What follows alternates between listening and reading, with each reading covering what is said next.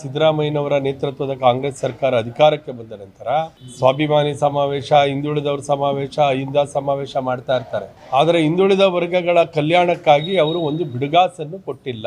ಈ ಸರ್ಕಾರ ಅಧಿಕಾರಕ್ಕೆ ಬಂದ ನಂತರ, ಅದರಲ್ಲಿ ವಿಶೇಷ ಸಿದ್ದರಾಮಯ್ಯನವರು ಮುಖ್ಯಮಂತ್ರಿ ಆದ ನಂತರ ನಮ್ಮ ಇಂದಿನ ಬೊಮ್ಮಾಯಿಯವರ ಸರ್ಕಾರ ಬಿಡುಗಡೆ ಮಾಡಿದ ಅನುದಾನಗಳನ್ನು ಕೂಡ ಹಿಂದುಳಿದವರ ಕಲ್ಯಾಣ ಕಾರ್ಯಕ್ಕಾಗಿ ಅಷ್ಟು ಹಣವನ್ನು ಕೂಡ ಬಿಡುಗಡೆ ಮಾಡಲಿಲ್ಲ. ಇವತ್ತು ದೇವರಾಜ ಅರಸು ಅಭಿವೃದ್ಧಿ ನಿಗಮ, ವಿಶ್ವಕರ್ಮ ಅಭಿವೃದ್ಧಿ ನಿಗಮ, ಸವಿತಾ ಅಭಿವೃದ್ಧಿ ನಿಗಮ, ಮಡಿವಾಳ ಅಭಿವೃದ್ಧಿ ನಿಗಮ, ಉಪ್ಪಾರ ಅಭಿವೃದ್ಧಿ ನಿಗಮ, ಅಲೆಮಾರಿಗಳ ಅಭಿವೃದ್ಧಿ ನಿಗಮ, ಈ ರೀತಿಯಾಗಿ ಇರ್ತಕ್ಕಂಥ ವಿವಿಧ ಮರಾಠ ಅಭಿವೃದ್ಧಿ ನಿಗಮ, ಈ ನಿಗಮಗಳಿಗೆ ಒಂದೇ ₹1 ಅನುದಾನವನ್ನು ಕೂಡ ಬಿಡುಗಡೆ ಮಾಡದೆ ಈವರೆಗೂ ಇದನ್ನ ನಂಬಿ ಸ್ವಾವಲಂಬಿ ಬದುಕನ್ನ ಆಶ್ರಯಿಸ್ತಾ ಇದ್ರು. ಪ್ರತಿ ವರ್ಷ ಅರ್ಜಿಯನ್ನ ಹಿಂದುಳಿದ ವರ್ಗಗಳ ಸಮುದಾಯದವರು ಅರ್ಜಿ ಹಾಕ್ತಾ ಇದ್ರು. ಸ್ವಉದ್ಯೋಗ ಯೋಜನೆ, ಅರಿವು ಯೋಜನೆ, ಗಂಗಾ ಕಲ್ಯಾಣ ಯೋಜನೆ, ಇಷ್ಟೂ ಯೋಜನೆಗಳು ಕೂಡ ಇವತ್ತು ಸಂಪೂರ್ಣ ಸ್ಥಗಿತ ಆಗಿದೆ. ನೆಪ ಮಾತ್ರಕ್ಕೆ ಮಾತ್ರ ಅರ್ಜಿ ಕರೆದಿದ್ದಾರೆ, ಆದ್ರೆ ಯಾವ ಫಲಾನುಭವಿಗಳನ್ನು ಗುರುತಿಸಿಲ್ಲ. ಇವರ ದೃಷ್ಟಿ ಪಂಚಭಾಗ್ಯ ಯೋಜನೆ ಕಡೆ ಮಾತ್ರ ಇರೋದ್ರಿಂದ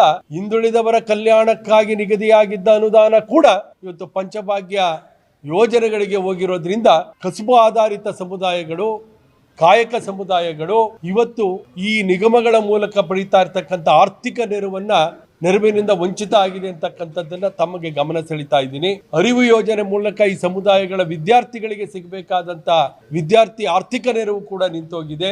ಸಣ್ಣ ಹಿಡುವಳಿದಾರರಿಗೆ ಸಿಗ್ತಾ ಇದ್ದಂತ ಗಂಗಾ ಕಲ್ಯಾಣ ಯೋಜನೆ ಕೂಡ ಸಂಪೂರ್ಣ ಸ್ಥಗಿತ ಆಗಿದೆ. ಅಹಿಂದ ಹೇಳಿದಂಥವರು ಹಿಂದುಳಿದ ವರ್ಗನಿಗೆ ವಂಚನೆ ಮಾಡಿ ಇವತ್ತು ಆಡಳಿತ ಮಾಡ್ತಾ ಇದ್ದಾರೆ.